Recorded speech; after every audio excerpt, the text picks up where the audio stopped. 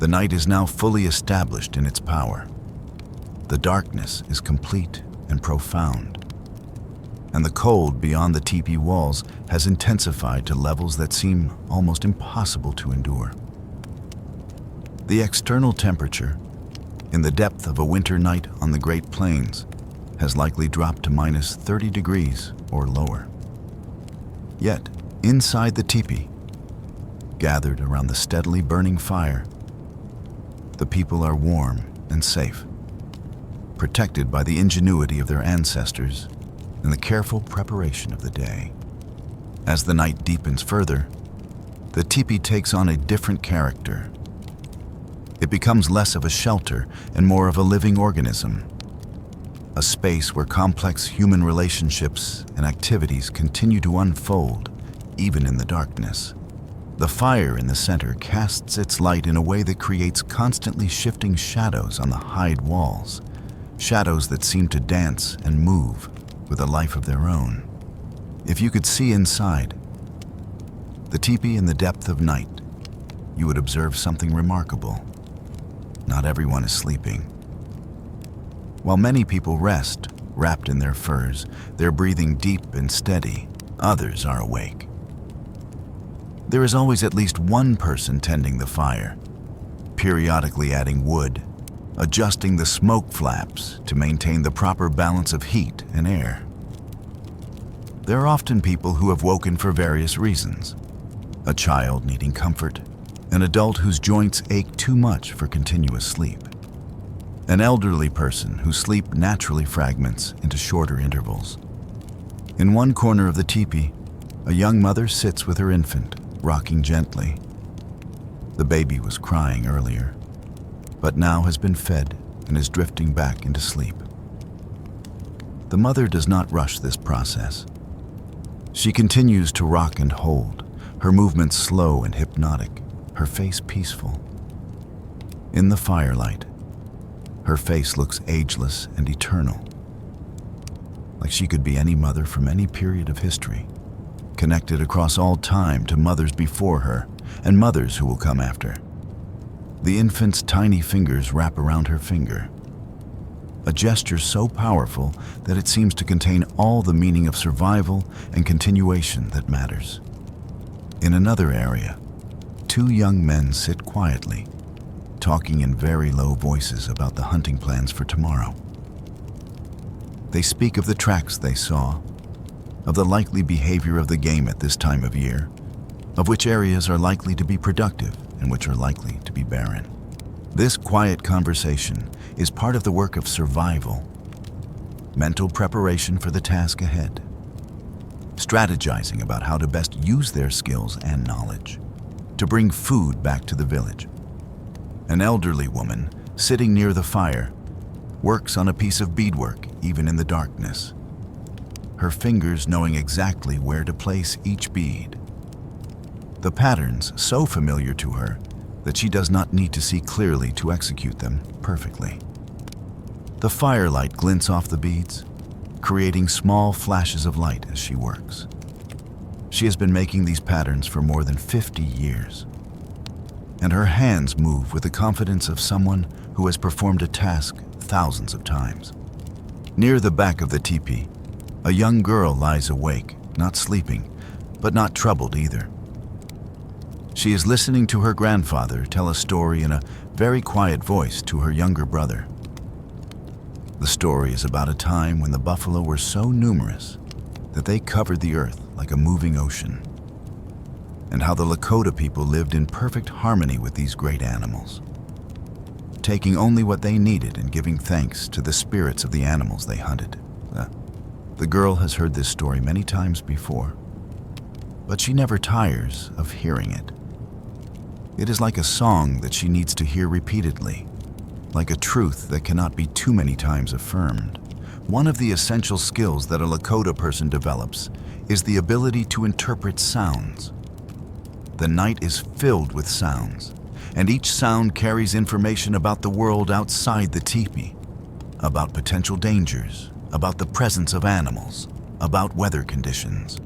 A person who has lived on the Great Plains their entire life learns to distinguish between dozens of different sounds and to understand what each one means. The wind, for instance, has many different sounds. There is the sound of the steady night wind, a sound that is almost white noise, a constant presence that blocks out other sounds. This is the normal winter wind, nothing to be concerned about. But there is also the sound of wind that is increasing in intensity, wind that is coming from a different direction, wind that seems to be pushing against the teepee with more force than before. This kind of sound gets the attention of the watchers because a sudden change in wind can mean a change in weather, and changes in weather can mean danger. There are animal sounds. The distant howling of wolves can be heard occasionally, far enough away that there is no immediate danger, but close enough that their presence is noted and filed away in the mental map that the Lakota carry of their territory. Sometimes a dog in the village will respond to the wolf howl with a howl of its own. A conversation between creatures separated by profound differences, but connected by the same landscape, the same moon, the same stars. There are the sounds of the tipi itself. The hide walls sometimes make creaking sounds as the structure adjusts to changes in temperature or pressure from the wind. The wooden poles occasionally shift slightly, creating sounds that are subtle but noticeable to those who are listening carefully. The fire makes sounds, crackles and pops as the wood burns, the sound of coals falling deeper into the fire pit. To someone attuned to these sounds, they indicate the state of the fire, whether it is burning well or beginning to die down, whether it will need tending soon. There are human sounds. A person coughing in another tipi, sound that carries through the otherwise quiet night. A baby crying, sound that triggers responses in mothers who may or may not be biologically related to the child, but feel a biological and cultural imperative to respond.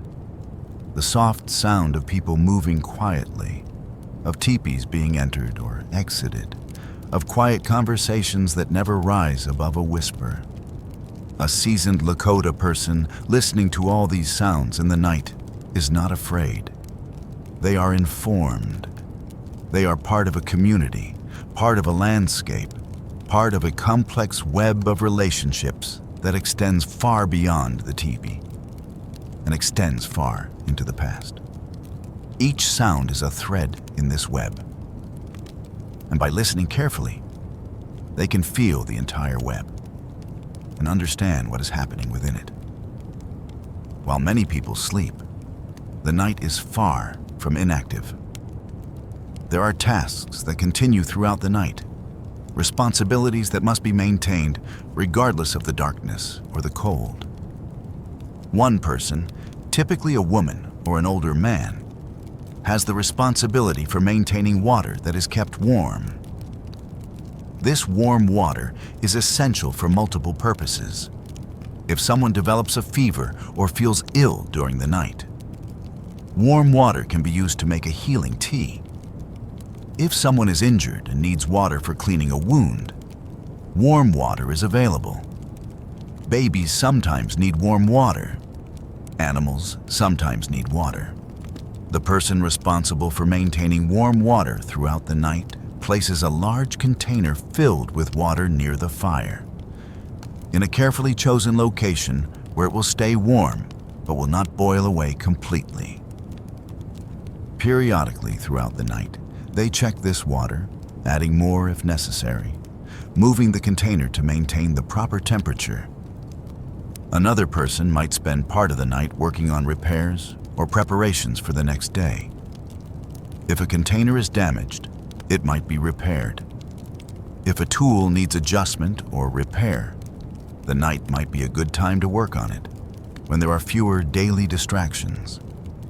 A man might sit near the fire working on a hunting weapon, carefully adjusting a piece of leather or bone, making sure that the tool is in perfect condition for the hunting that will occur the next day.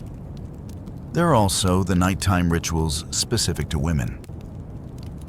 If a girl has recently entered womanhood, she might be isolated in a special area of the tipi or in a separate structure, observed by older women who are teaching her the responsibilities and the spiritual significance of her new status. These teachings occur partly during the day, but often continue into the night, with experienced women sharing knowledge that is considered too sacred to be rushed or spoken of casually. For those who are sick or injured, the night is a time of monitoring and care.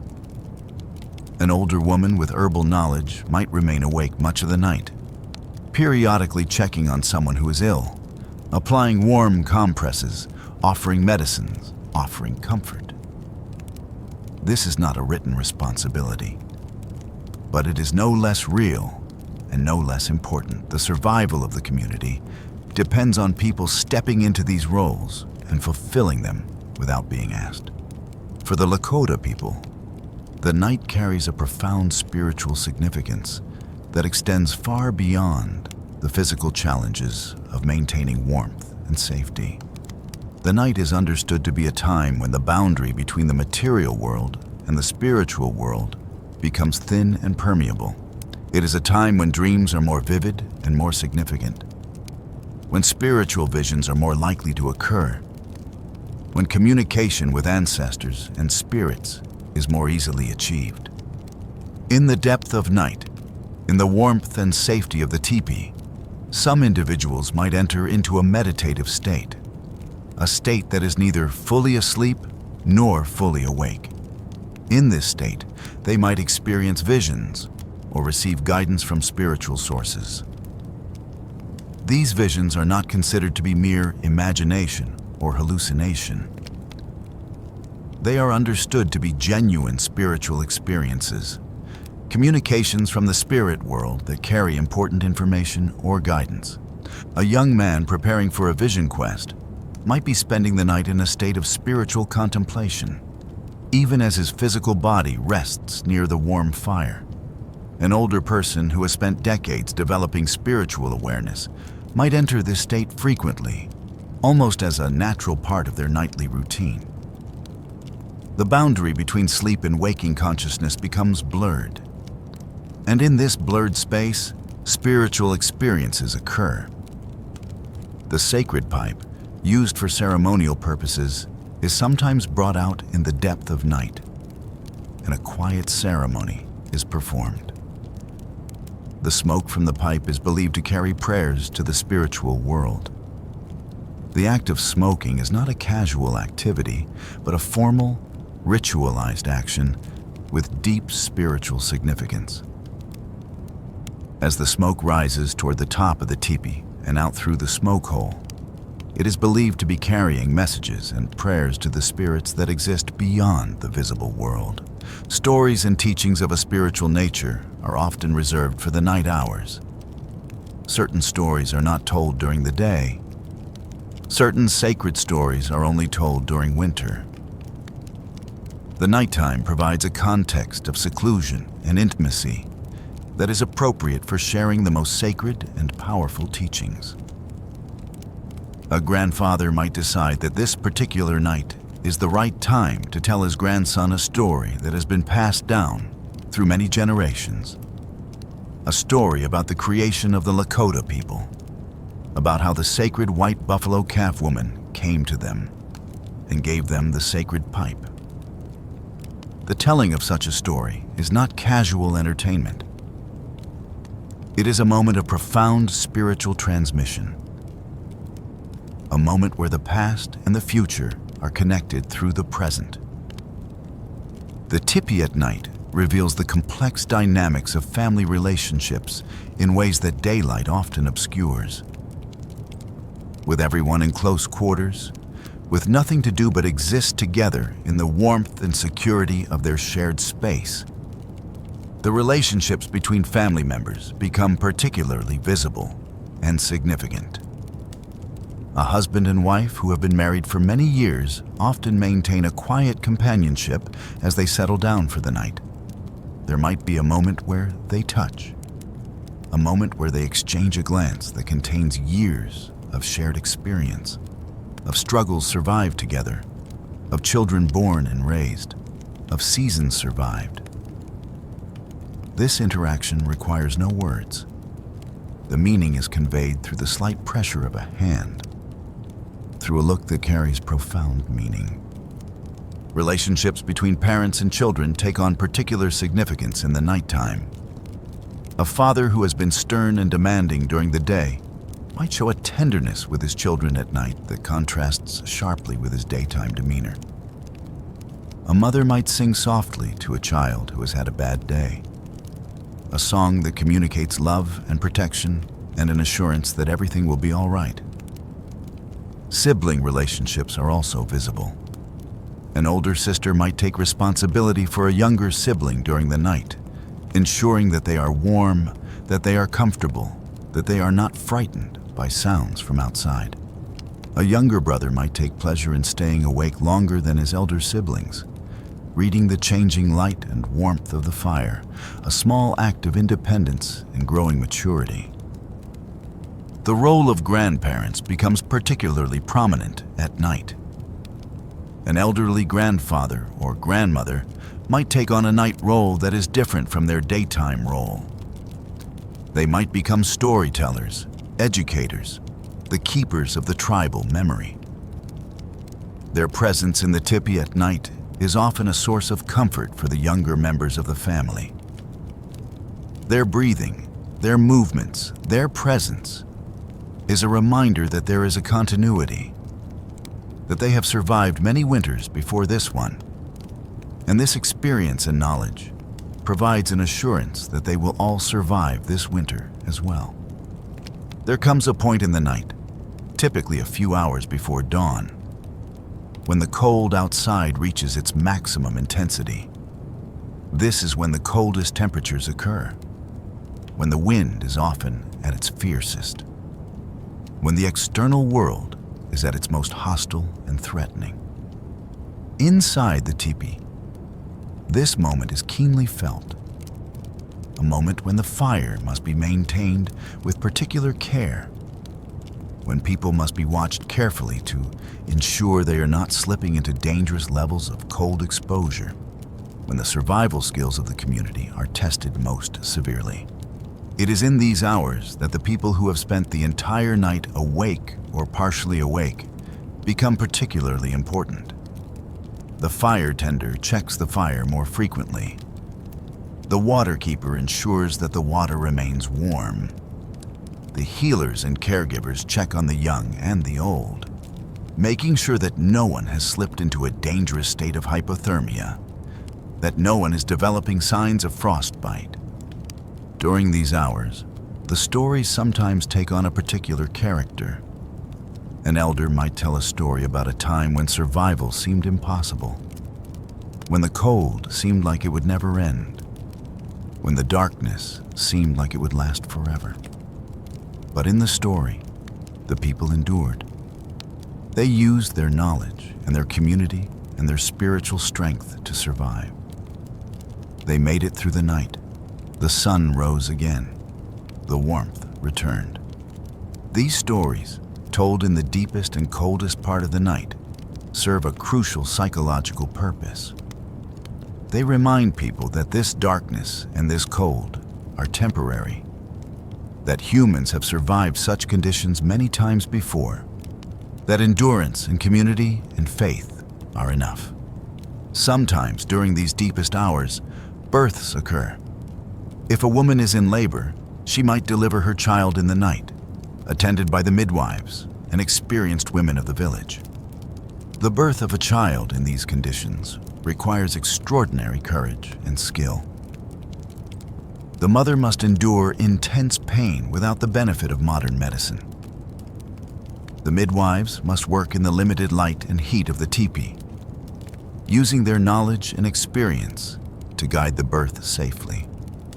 When the child is finally born, it is immediately wrapped in warm furs, and the mother is given the first opportunity to hold her child in the warmth of her own body, an act that is as much practical as it is emotional. Sometimes during these deepest hours, deaths occur. An elderly person who has been slowly fading might finally let go of life.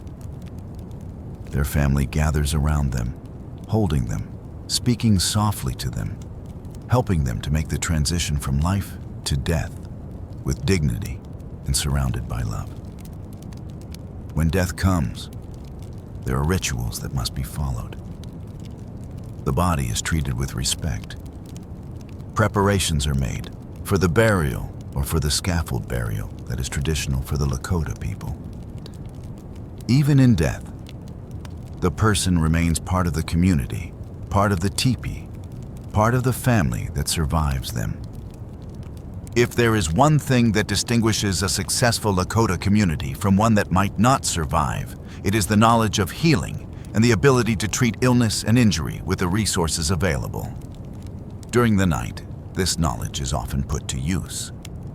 An elderly woman, known throughout the village for her healing knowledge, might be called upon if someone develops a fever or a cough. She will have a collection of dried plants and roots stored in the tipi. She will select the ones that she believes are appropriate for the condition, and she will prepare them by adding hot water from the fire, creating a tea or a medicinal drink. This drink is administered to the sick person, along with comfort and advice. The knowledge of which plants heal which conditions is extraordinary. There are plants that reduce fever. There are plants that ease coughing.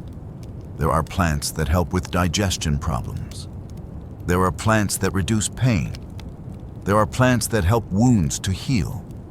There are plants that ease the mind and help with the emotional distress that often accompanies illness.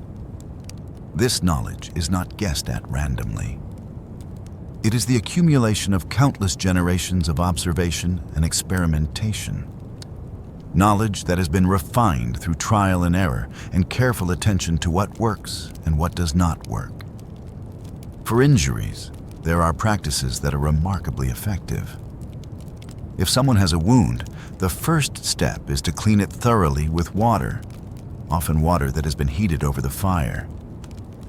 Then, certain plants are applied that have antimicrobial properties, properties that prevent infection, even though the scientific basis for this is not understood at a conscious level.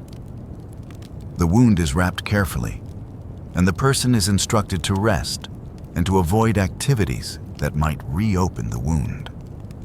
In many cases, following these practices, even serious wounds heal without becoming infected. If someone has broken a bone, splints are created from wood, and the bone is immobilized in a way that allows it to heal properly. The time required for healing is understood. The person is told to expect their life to be limited for a period of weeks or months. But with proper care and immobilization, the bone will heal and the person will regain most or all of their previous functioning. For mental health problems, there are also treatments. If someone is experiencing what would be called depression in modern terms, they might be given herbal medicines, but they also might be given practical counseling and community support. They might be given a task that gives them purpose and importance. They might be encouraged to spend time with people who care about them.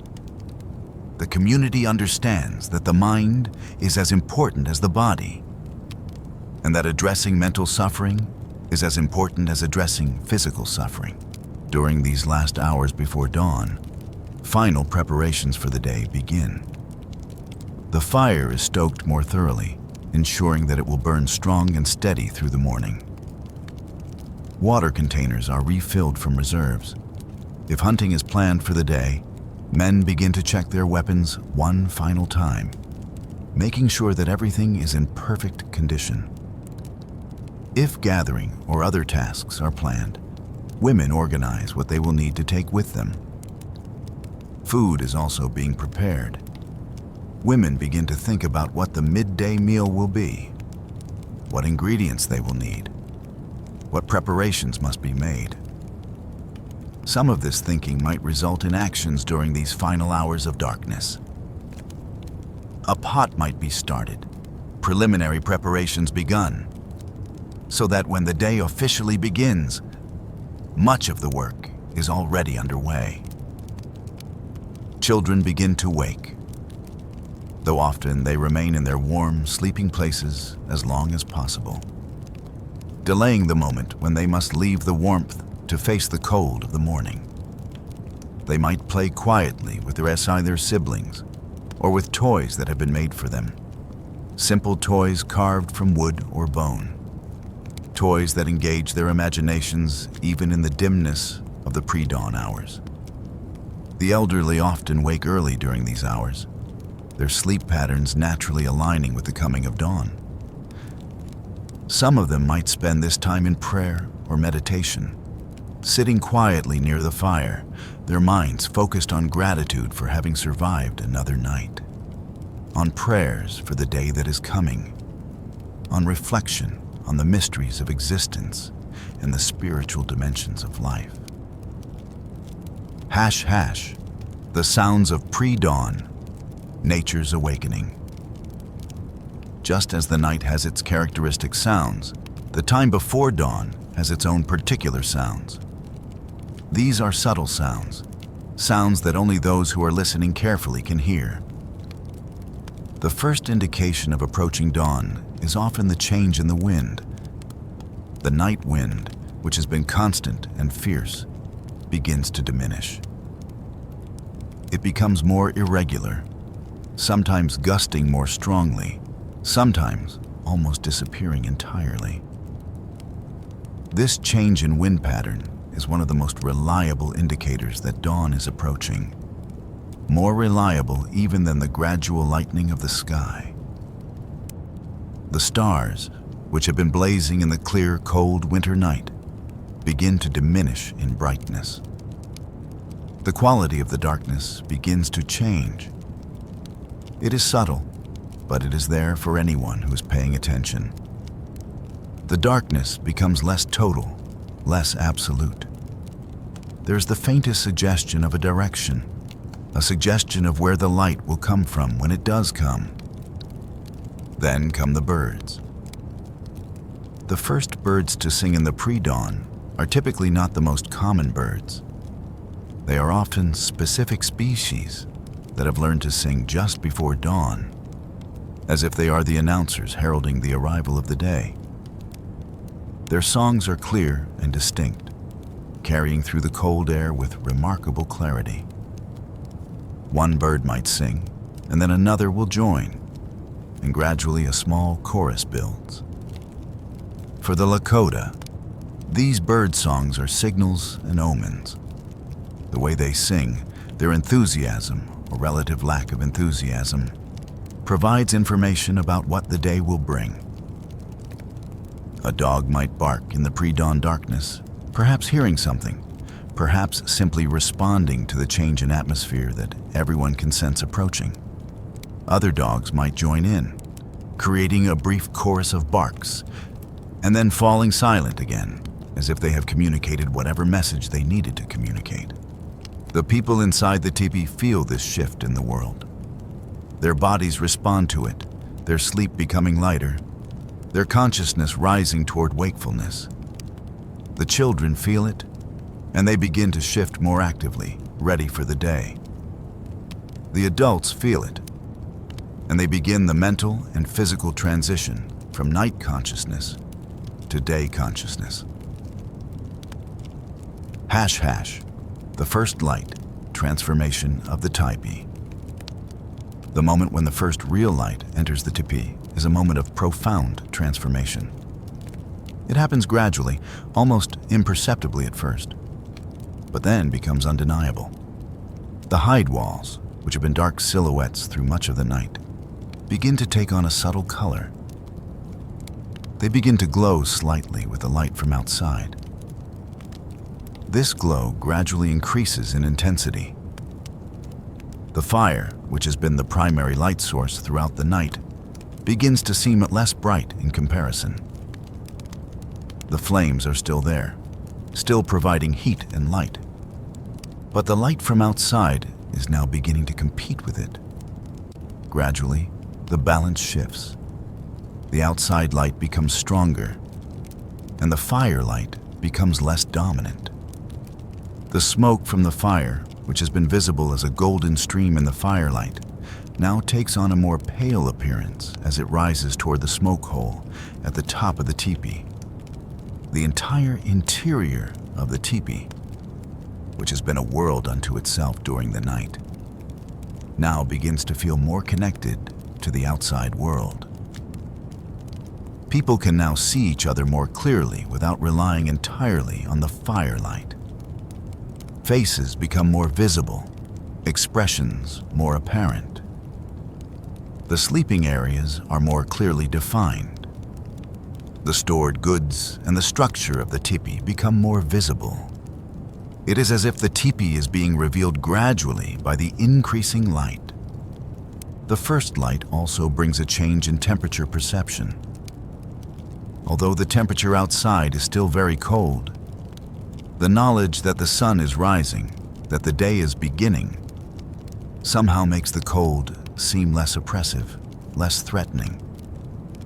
There is a sense of relief, a sense that another night has been successfully survived, and a new day is beginning.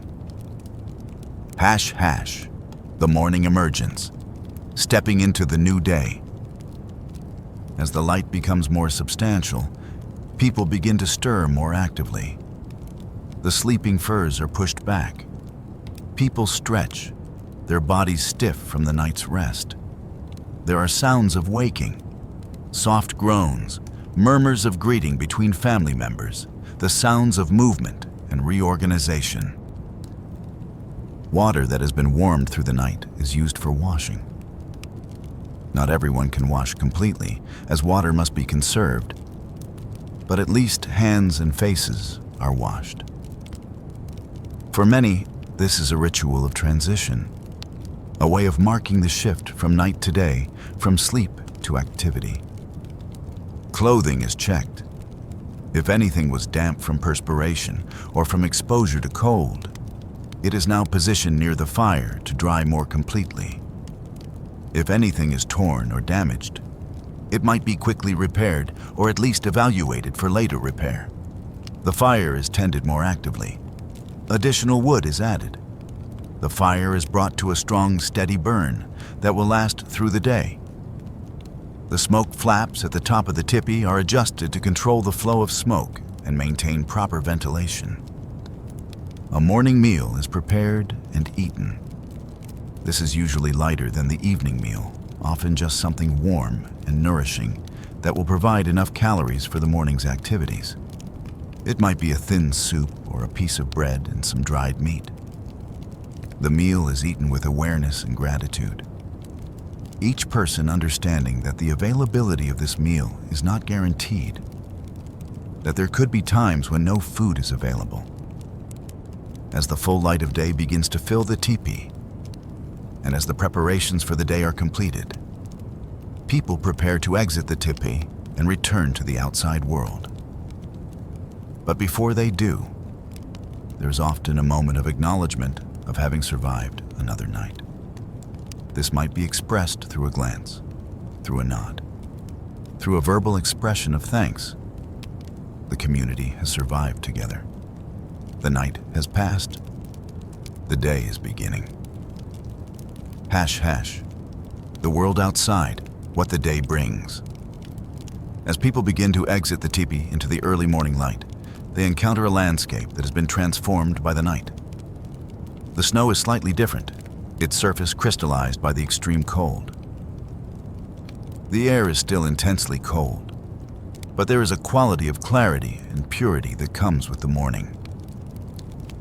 The sky is beginning to shift from the deep blue-black of night to lighter shades of blue. With hints of rose and gold on the eastern horizon, where the sun will soon rise. The village is beginning to wake up. People emerge from their teepees, smoke rising from the smoke holes of all of them, creating a subtle haze over the entire village. Dogs shake themselves awake and begin to move around. Horses are checked, given water, given extra hay if supplies permit. The village is transitioning from night to day, from the inward focus of the night to the outward focus of day's work. The hunting parties prepare to set out. Men check their weapons one final time, say goodbye to their families, and set off toward areas where they expect to find game.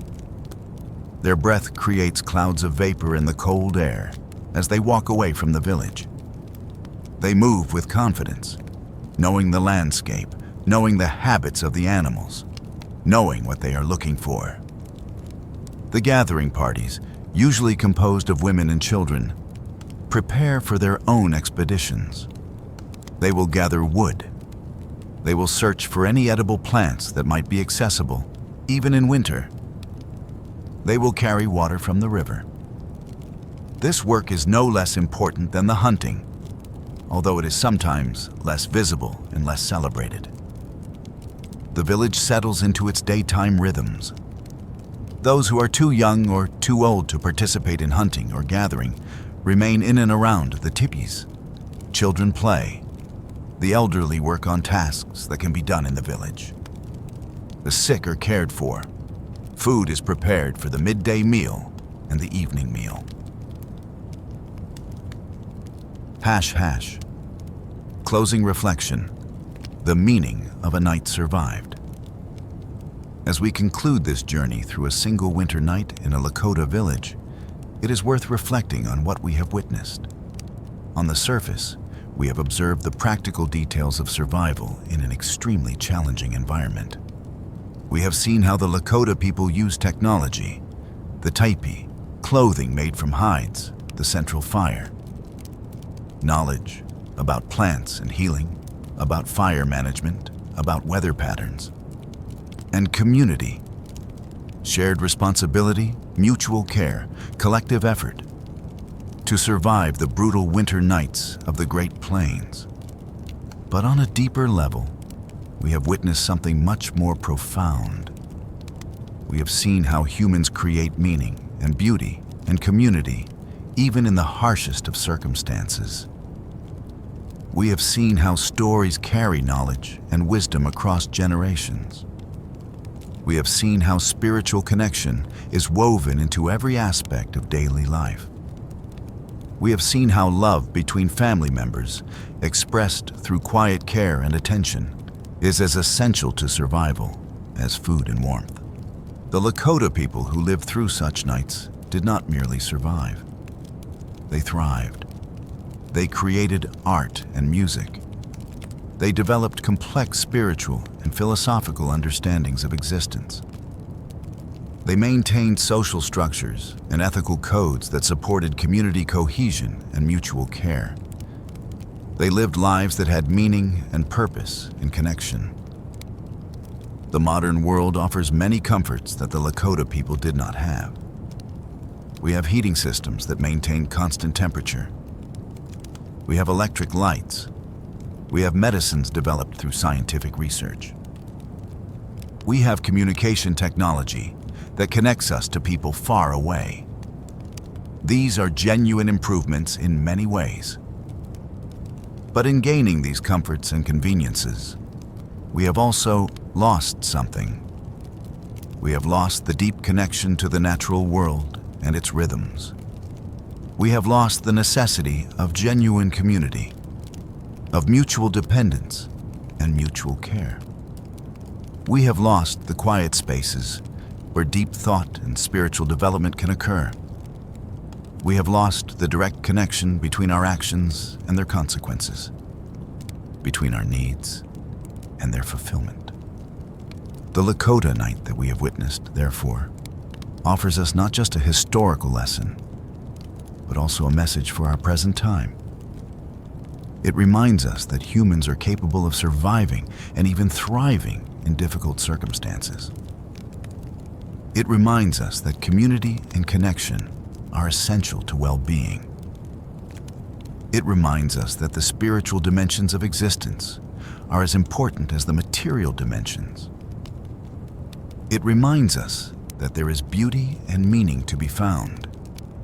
even in harsh and challenging environments. Hash, the final preparations and rituals before departure. Before the day truly begins and people depart on their various tasks, there are still rituals and preparations that must occur. These are not haphazard or rushed moments. They are deliberate, meaningful actions that prepare both the body and the mind for the day ahead. The women who will be gather together near the fire, speaking quietly about where they plan to go. They discuss which areas of the forest might still have accessible dead wood, where water can be collected, whether any particular plants or roots might still be available in the protected valleys. This planning is not done in a formal meeting way, but rather through the casual conversation of people who have worked together for many years and understand each other without needing explicit directions. The hunters engage in their own preparations. They check their bows with particular care, running their fingers along the wood, testing the tension of the string, making minute adjustments. Some of them might perform a quiet ritual, perhaps thanking the spirits of the animals they hope to hunt, asking for guidance and success, asking for the animal to offer itself willingly to the hunter. This is not idle superstition. This is a spiritual practice that reinforces the hunter's connection to the landscape and to the animals that inhabit it. And it also serves the practical purpose of focusing the mind and preparing for the challenges ahead. The children receive their own instructions. Some of them will remain in the tipi or near it. Others will accompany their mothers on gathering expeditions. The children who are old enough to be useful are given specific tasks. Carry this basket, watch for this type of plant, stay close to your mother.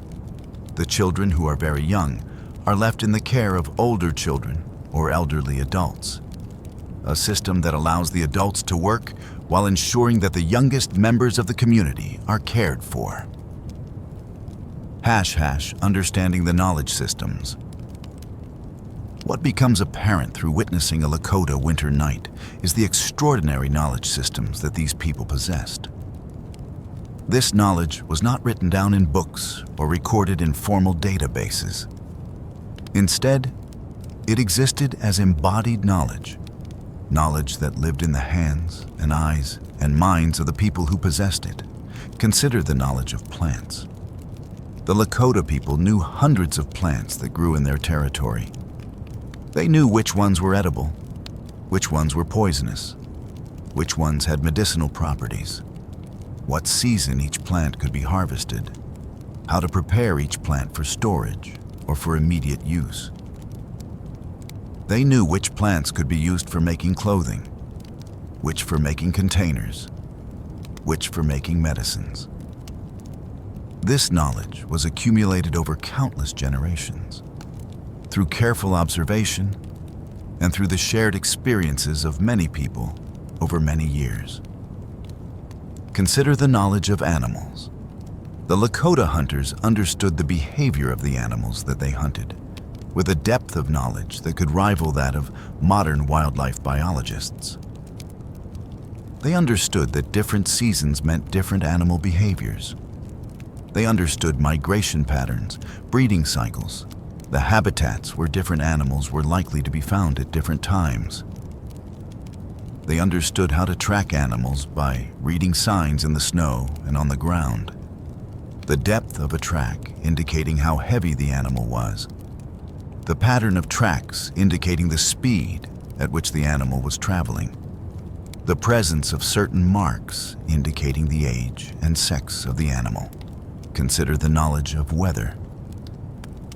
By observing clouds, wind patterns, temperature changes, and other environmental factors, the Lakota people could make fairly accurate predictions about incoming weather changes. This knowledge allowed them to prepare in advance, to move to protected locations if a severe storm was approaching, to take actions that would protect their communities from weather-related disasters. consider the knowledge of fire management. The ability to maintain a fire through the night, to control the amount of heat it produced, to manage the smoke, to use it for cooking and heating and for other purposes. This required deep understanding of how different types of wood burned, how airflow affected the fire, how to position materials for optimal effect. All of this knowledge was essential for survival, but it was more than just practical. It was also deeply connected to spiritual and philosophical understanding, to the way the Lakota people understood their place in the world and their relationship to all other living things. Hash hash. The dawn fully arrives, continuity and hope. As the sun continues to rise higher in the eastern sky, the darkness is completely dispelled. The world becomes visible in all its detail. The beauty of the winter landscape becomes apparent. The pristine white snow, the dark silhouettes of the distant hills, the clear blue sky without a single cloud. It is a landscape of extreme beauty and extreme harshness, existing simultaneously, a contradiction that somehow makes sense in the context of the Great Plains. The village continues about its business. The hunters have disappeared into the landscape, searching for game. The gatherers have set out on their own expeditions. The village proper is now in daylight, and the work of day continues. But inside the teepees, the fire still burns. The fire will continue to burn through the day. As evening approaches, people will gradually return to the teepees, and the cycle will begin again. Another night will come, another period of darkness, another challenge to be faced and overcome. This is the rhythm of life on the Great Plains in winter. This is the rhythm that the Lakota people maintained Naztat for countless generations. This is the rhythm that continues even now in memory, even though the world has changed so dramatically. Thank you for joining us on this journey through a Lakota winter night. We hope that this experience has provided you with both knowledge and comfort, that it has allowed you to understand something of how people lived in the past, that it has perhaps even provided you with a sense of peace as you prepare for your own sleep tonight. If you have enjoyed this content, please remember to subscribe to our channel. Share with us in the comments where you listened to this story what you found most interesting or moving about it. We would love to hear from you. And join us next time for another journey through history. Another story of humans enduring, humans creating meaning, humans connecting with each other and with the world around them. Now, as you drift into sleep, perhaps you can imagine yourself in that Lakota tipi, warm by the fire, surrounded by family, safe and protected from the cold night outside. Perhaps you can hear the crackle of the fire, feel the warmth on your face, hear the breathing of those around you. Perhaps you can rest in the knowledge that humans have faced darkness and cold and uncertainty for all of our existence. And we have endured. We have thrived. We have created beautiful and meaningful lives. Sleep well tonight and wake tomorrow ready to face the challenges and opportunities that your own day brings. Good night.